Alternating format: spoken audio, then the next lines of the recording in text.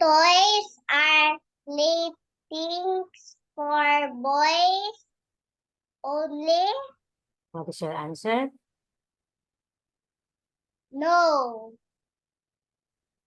Correct. Please read sentence number 2. I will put coins in the piggy bank to save. Your answer is Yes. correct. Number 3. Please read. An oyster is a land animal that can be eaten.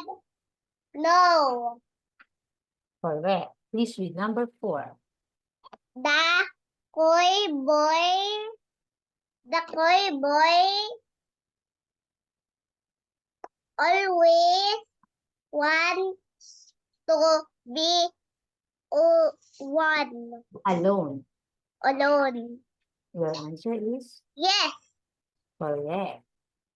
Number 5. we put a point in At the end of the sentence. and your answer is Yes.